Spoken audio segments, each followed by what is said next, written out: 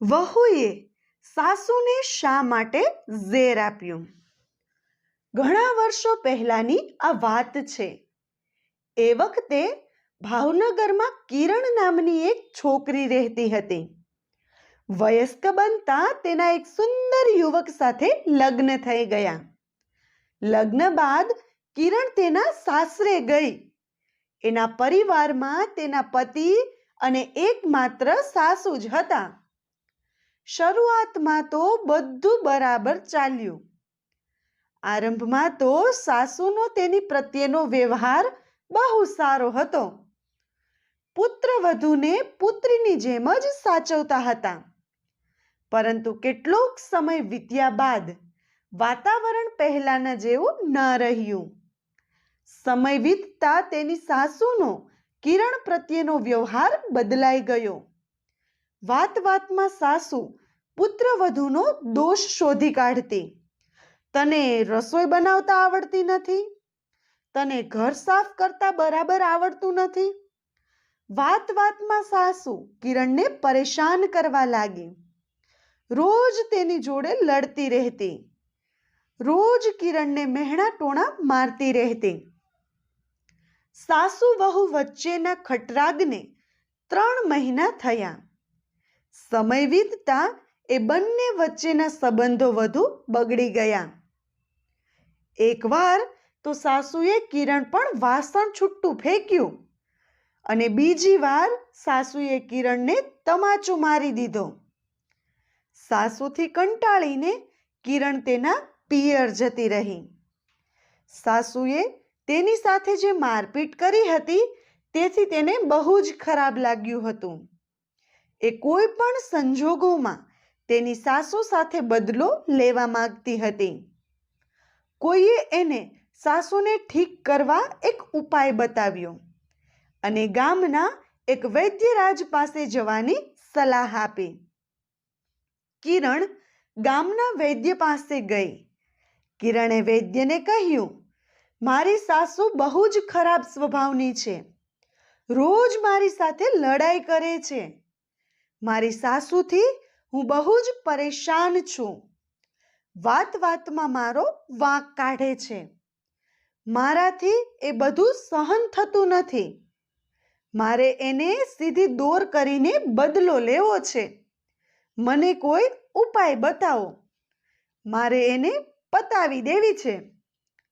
કિરણ ક્રોધમાં બધું જ બોલી ગઈ અને વૈદ્ય ધીમેથી બોલ્યા, બેટા, તારા પિતા મારા સારા દોસ્ત હતા, એટલે હું તને જરૂર મદદ કરીશ.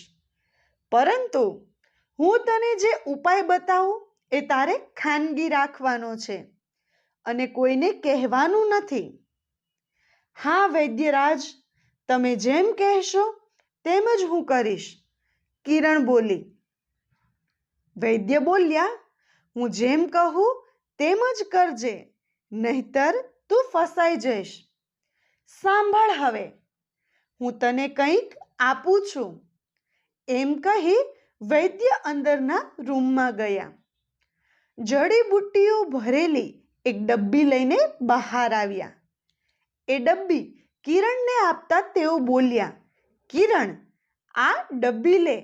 આ ડબ્બીમાં ભરેલી જડીબુટ્ટીઓ તને હું આપું છું. તારે તારી સાસુને મારી નાખવી હોય તો કોઈ કાતેલ ઝેરનો પ્રયોગ ના કરી શકાય.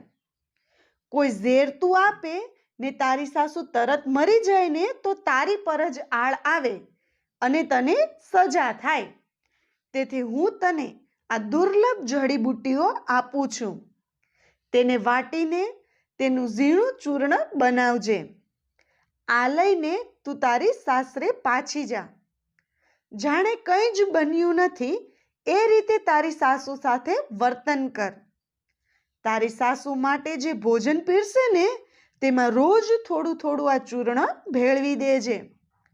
આ જડીબુટ્ટીઓમાં ધીમું ઝેર છે.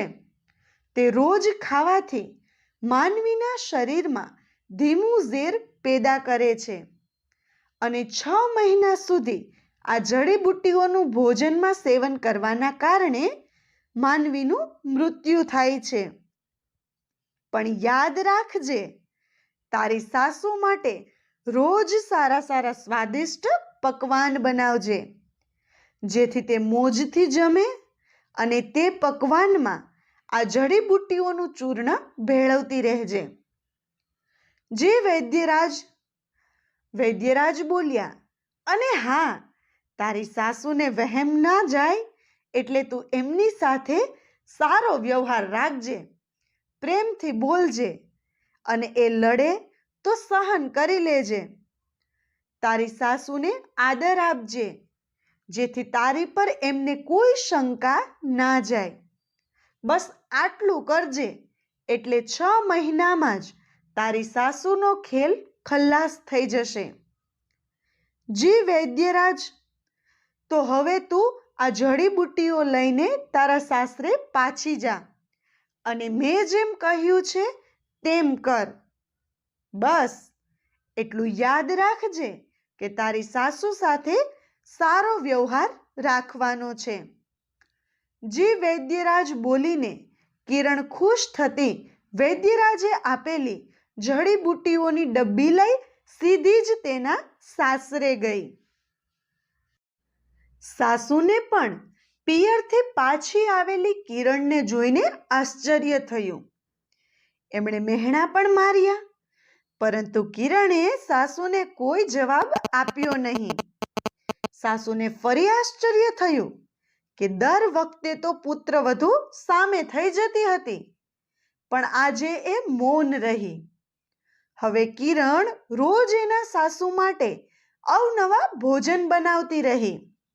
સાસુની થાળીમાં જે ભોજન પીરસાય તેમાં તે વૈદ્ય આપેલી જડીબુટ્ટીઓનું ચૂર્ણ થોડું થોડું ભેળવતી રહી. કિરણે પીરસેલું સ્વાદિષ્ટ ભોજન સાસુ આરોગતા રહ્યા. વૈદ્યરાજની સૂચના પ્રમાણે કિરણ તેની સાસુ સાથે સારો વ્યવહાર રાખવા માંડી હતી. સાસુનો પડ્યો બોલતે ઝીલી લેતી. સાસુને બહુ જ માન આપવા લાગી હતી. કોઈ વાર સાસુ ગુસ્સો કરે તો પણ તે સહન કરી લેવા માંડી અને પોતાના ક્રોધ પર કાબૂ રાખવા માંડી. 6 મહિના વીતી ગયા. બીજી બાજુ ઘરનો માહોલ સાવ બદલાઈ ચૂક્યો હતો. જે સાસુ પહેલા કિરણની બહુ જ બુરાઈ કરતી હતી, તે હવે કિરણના બીજાઓ આગળ વખાણ કરવા લાગી હતી. મારી પુત્રવધુ જેવું કોઈ નહીં. ઘેર ઘેર ફરીને સાસુ કિરણના વખાણ કરતી. એ કહેતી, કિરણ મારી પુત્રવધુ નહીં, પરંતુ મારી પુત્રી જેવી લાગે છે. અને હવે કિરણને પણ પોતાની સાસુમાં માતાના દર્શન થવા લાગ્યા. પરંતુ કિરણને ભય સતાવી રહ્યો હતો. એને બીક હતી કે મેં ઝેરી જડીબુટ્ટીઓનું ધીમું ઝેર મારી સાસુને આપ્યું છે. તે કારણે જો મારી માતા જેવી સાસુ ગુજરી જશે તો? એ એક દિવસનું બહાનું કાઢીને પોતાના પિયર ગઈ. પિયર પહોંચી એ સીધી વૈદ્યરાજ પાસે ગઈ. એણે વૈદ્યને કહ્યું, વૈદ્યરાજજી, આપના કહેવા પ્રમાણે મેં તો મારા સાસુને ઝેરી જડીબુટ્ટીઓનું બધું જ ચૂર્ણ ખવડાવી દીધું છે. હવે તો 6 મહિના થઈ ગયા. હું મારા સાસુને મારી નાખવા માંગતી નથી. વૈદ્યરાજે પૂછ્યું, કેમ? કિરણ બોલી, મારા સાસુનો મારી પ્રત્યેનો વ્યવહાર એકદમ બદલાઈ ગયો છે. હવે તે મને તેમની પુત્રવધુની જેમ નહીં, પરંતુ એક પુત્રીની જેમ સાચવે છે. તેઓ મને બહુ જ પ્રેમ આપે છે. હું પણ તેમનો બહુ જ આદર કરું છું. મારા સાસુ મારા માટે સાક્ષાત મારી મા સમાન છે. હવે કંઈક એવું કરો કે મેં જે એમને ધીમું ઝેર આપ્યું છે ને, એની તાત્કાલિક અસર ખતમ થઈ જાય. એટલું બોલતા બોલતા તો કિરણ રડવા લાગી. અને વૈદ્યરાજ હસીને બોલ્યા, બેટા કિરણ, ચિંતા કરવાની કોઈ જરૂર નથી. હકીકતમાં મેં તને ઝેર આપ્યું જ નહોતું. મેં ડબ્બીમાં જે જડીબુટ્ટીઓ આપી હતી તે ખરેખર તો સ્વાસ્થ્યવર્ધક જડીબુટ્ટીઓ જ હતી. ઝેર તો તારા દિમાગમાં, તારા વિચારોમાં હતું. એટલે જ મેં તને કહ્યું હતું કે તારી સાસુને રોજ સારી સારી વાનગીઓ બનાવી પીરસજે. તેમની સાથે સારો વ્યવહાર રાખજે. તારા સાસુને માન આપજે. સાસુની સેવા કરજે. તારા એ સારા વ્યવહારના કારણે જ તને પણ તારા સાસુનો પ્રેમ મળ્યો. તારા પ્રેમને કારણે તેઓ પણ બદલાઈ ગયા.